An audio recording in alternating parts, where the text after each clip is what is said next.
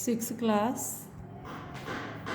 प्रिय विद्यार्थियों, आज हम संस्कृत व्याकरण में पाठ पढ़ेंगे आपका प्रत्यय। उपसर्ग उस दिन पढ़ लिए थे हमने, तो आइए आज हम प्रत्यय पढ़ते हैं। निकाल लीजिए अपना पेज संख्या 14 पर। तो बच्चों यहाँ आ जाइए, देखिए प्रत्यय। प्रत्यय किसे कहते हैं?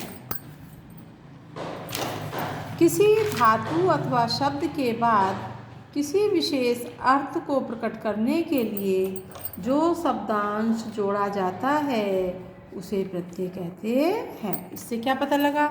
अभी हमने आपको पहले उपसर्ग पढ़ाया था, इससे पहले। तो उपसर्ग क्या है?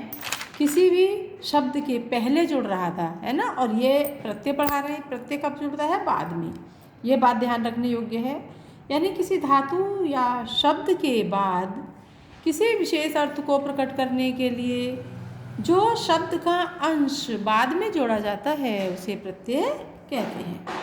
तो प्रत्यय हमारे दो प्रकार के होते हैं बच्चों, एक कृदंत प्रत्यय और दूसरा होता है तद्धित प्रत्यय। कौन कौन से? एक कृदंत और दूसरा तद्धित। तो कृदंत प्रत्यय क्या होता है? कृदंत प्रत्यय होता है वे शब्दांश जो धातु के बाद जोड़े जाते हैं। शब्दांश का मतलब होता है शब्द का कुछ भाग, यानी वे शब्दांश, शब्द का अंश, है ना। वे शब्दांश जो धातु के बाद जोड़े जाते हैं उन्हें कृत प्रत्यय कहते हैं। इन प्रत्ययों से बने हुए शब्दों को क्या कहते हैं? कृदंत। यानी जो शब्दांश धातु के बाद जोड़े जाते हैं उन्हें तो कृत कहते हैं, कृत प्रत्यय। और इनसे प्रत्यय से बने हुए शब्द क्या होते हैं? क्या कहलाते हैं? कृदंत। जैसे पठ प्लस कत क्या बन गया? पठित। तो इसमें प्रत्यय क्या है? कत प्रत्यय। धातु क्या है? पठ, है ना। तो ये जो हमने कत प्रत्यय पठ धातु में जोड़ करके ये शब्द बनाया है, क्या रूप बना है? पठित है। तो ये पठित है क्या है? कृदंत है। दूसरा आता है हमारा तद्धित प्रत्यय। तद्धित प्रत्यय क्या है? वे शब्दांश जो संज्ञा, सर्वनाम, विशेषण आदि शब्दों के साथ जोड़े जाते हैं। किस किस के साथ?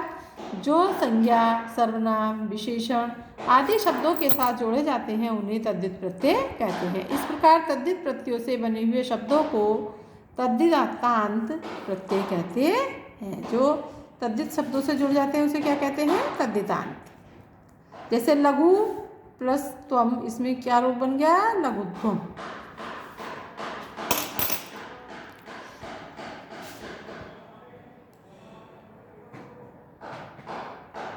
तो इसमें प्रत्यय के भी कई भेद हैं।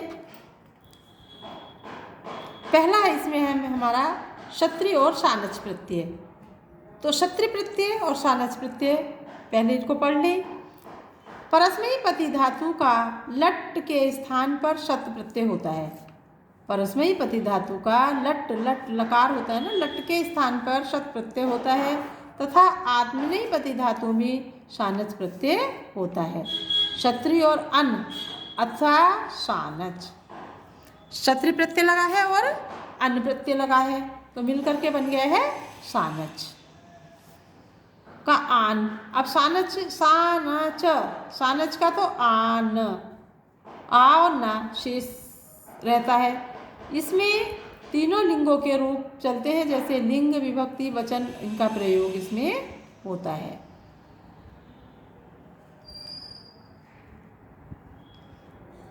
लिंग, विभक्ति, वचन का प्रयोग अपने विशेष्य के अनुसार इसमें होता है।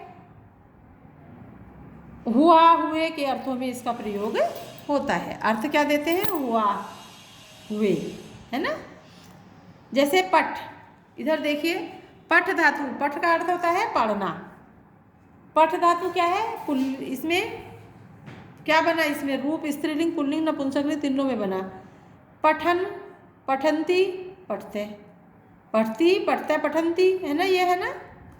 तो इसमें इस तरह से रूप बनेंगे। पुल्लिंग में पठत, पठन, स्त्रीलिंग में पठंती और नपुंसकलिंग में पठत। क्रय माने करना, कुर्वन् कुर्वन्ति कुर्वत्। गम माने जाना है तो गच्छन् गच्छन्ति गच्छत्। कथ माने कहना, कथयन् कथयन्ति कथयत्। घ्रा माने सूंघना, जिघ्रन है जिघ्रन्ति जिघ्रत्। दृश्य माने देखना, पश्यन् पश्यन्ति पश्यत्। इस तरह से इसका प्रयोग होता है। किसका? क्षत्रिय और सानच का। यानी इसमें क्या है, आन शेष रहता है केवल।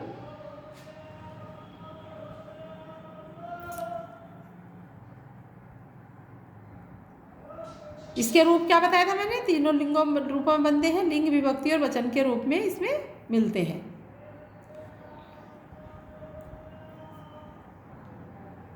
दूसरा आता है हमारा शानच प्रत्यय।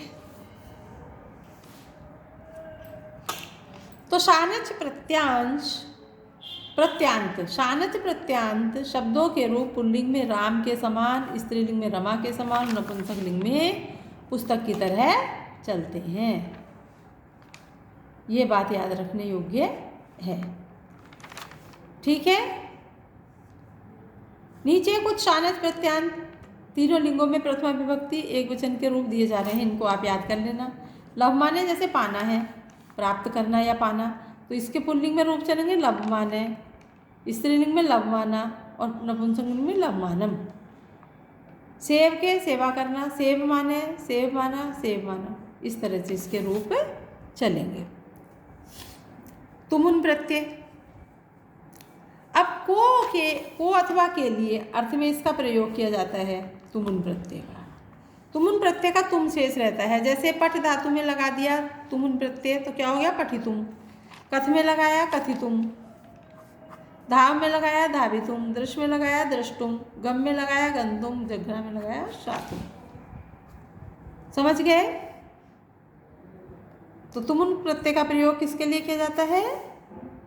कहने के लिए। जैसे कथ माने कहना, तो हम इसमें तुमुन प्रत्यय का लगाएंगे कथितुम, कहने के लिए हो गया। तो इसका प्रयोग किसमें होता है? लिए के अर्थ में। कोई भी अर्थ प्रकट करने के लिए तुमुन प्रत्यय का प्रयोग किया जाता है। दूसरा आता है कत्वा या अथवा लिय प्रत्यय।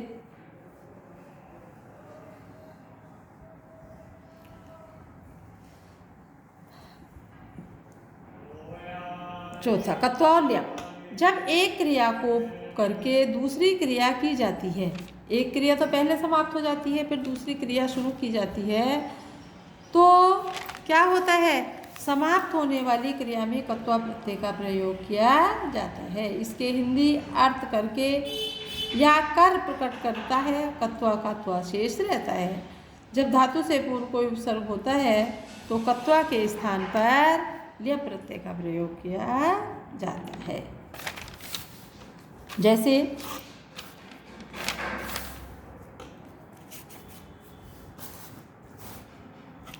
इसमें ये और देख लीजिए, जब धातु से पूर्व कोई उपसर्ग होता है तो कत्वा के स्थान पर लियप हो जाता है। लियप का क्या शेष रहता है? यह।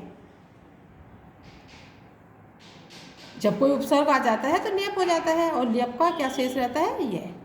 जो धातु ओ ई उ री से प्रारंभ होती है वहाँ लियप का शल्य हो जाता है। जैसे कि ये उदाहरण है, इधर देखिए, धातु और अर्थ है, इसमें कत्वा प्रत्यय है इसमें लगा हुआ, और उपसर्ग युक्त धातु या लियप भी है। तो इसमें क्या है? गम माने जाना, इसमें कत्वा प्रत्यय लगा करके रूप बन गया गत्वा। अब धातु है वी उपसर्ग लगा हुआ है, गण धातु है और इसमें लियप प्रत्यय का प्रयोग हुआ। क्यों हुआ? वी उपसर्ग लगने के कारण क्या हो गया? विगणत्य। गम माने जाना, तो इसका रूप बन गया एकदम गत्वा। तुमुन प्रत्यय लगा, कत्वा प्रत्यय लगा करके क्या रूप बन गया? गत्वा। आ उपसर्ग गम में लगा दिया तो क्या बन गया? आगत्य।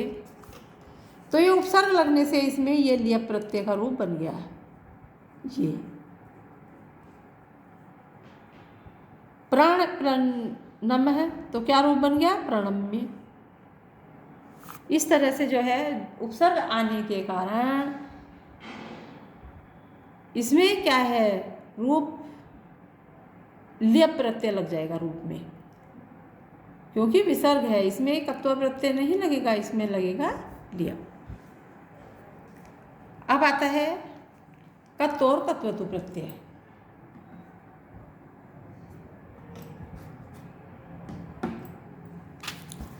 भूतकाल के अर्थ में धातु से कत का तय और कत्वतु का तवत प्रत्यय होते हैं। कत प्रत्यय में तय और कत्वतु में तवत शेष रहता है। कत का कत्वतु प्रत्यय होने पर धातु के अनुनासिक अक्षर न और मैं का लोप हो जाता है। यानी कत प्रत्यय का तो क्या शेष रहता है, ता, और कत्वतु का तवत, बस इतना याद कर लीजिए। तो पठ में कत प्रत्यय लगाए तो क्या बन गया, पठित, और कत्वतु प्रत्यय लगाया तो क्या बन गया,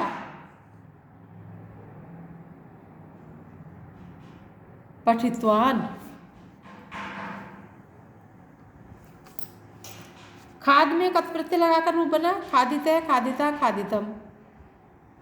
दा में कत प्रत्यय लगाया दत्त है, दत्ता, दत्तम। श्रुकत में श्रुत है, श्रुता, श्रुतम। क्रिकृत में कृत है, कृता, कृतम।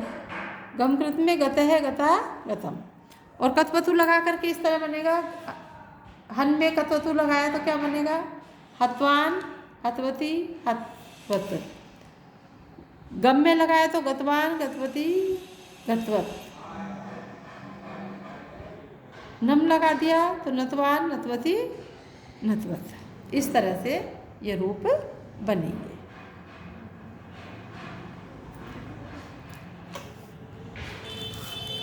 कल पढ़ेंगे तव्यत अनियर प्रत्यय। थोड़ा सा रह गया है, तव्यत और अनियर प्रत्यय पढ़ा करके इसके आगे के क्वेश्चन आंसर करवाते हैं।